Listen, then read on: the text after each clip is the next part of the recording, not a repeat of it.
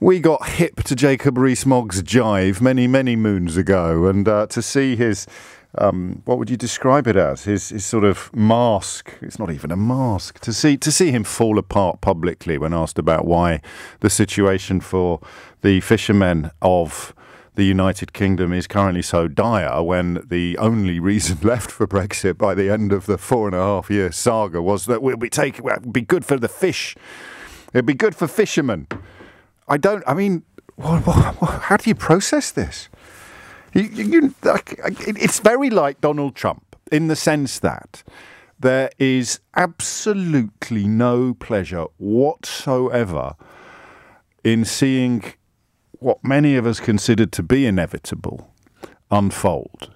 All of the people that were vile and shouted abuse and took to Twitter to launch all manner of bullying campaigns or abusive campaigns or whatever you want to call them.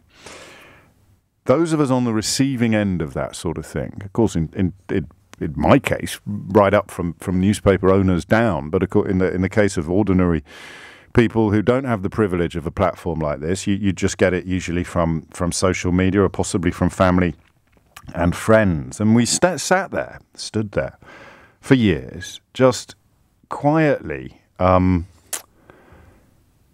saying, hang on a minute, I think this is just true.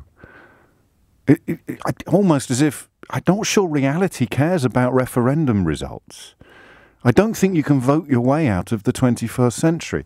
And as with Trump, there's a bit of pride involved in that nobody wants to be wrong 100%, but it would be insane to want to be right when what you're predicting is either fascism in America or economic damage and worse in your own country. You think that you're right, but you want to be wrong. And you almost, I think, feel a little bit of guilt now, or I do at least, because our warnings didn't work.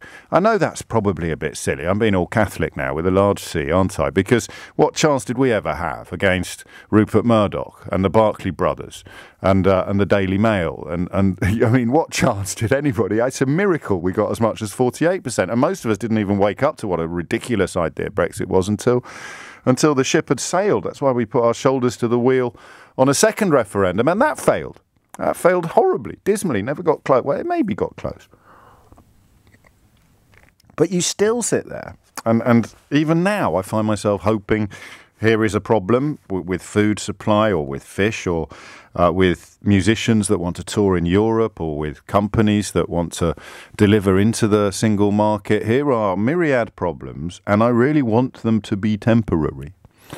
I want the experts and the people who understand things to undo the damage as quickly as possible that has been done by those who deride experts and who celebrate their failure to understand things. I really do. And, you know, it's so hard with footballification, with everybody so desperate, or with half of the country still so desperate to pretend that things are going to be great, that you just have to be better than them. You have to want things to get better. You winning the argument. I think the Brexit argument is actually over already. For me, it ended with the abolition of your freedom of movement. I felt that was the point at which, you know, everybody realises that for generations now we have diminished our own existence, our own freedom, our own ability to, you know, go and work as a bricklayer in Berlin or to study at the Sorbonne. People will still be able to do that, but it will be harder than it was before. And not as many people will be able to do it. So you have this curious contradiction almost. It's a dissonance of sorts.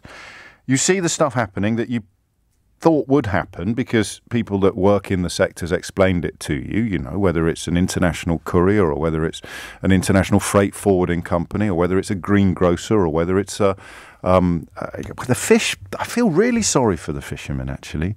I know a lot of you don't. I've been looking at some of the messages that started coming into the studio while Nick was talking about this.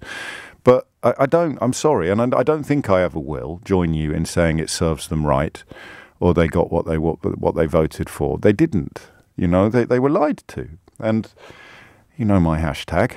It's popped up about 3 years ago or 2 years ago. Contempt for the conmen, compassion for the conned. And the fishermen, as it stands, seem to be at the very front of the queue of people who have been conned. British fishermen, the Times reports today, have accused Boris Johnson of dishonesty and betrayal over his Brexit fishing deal.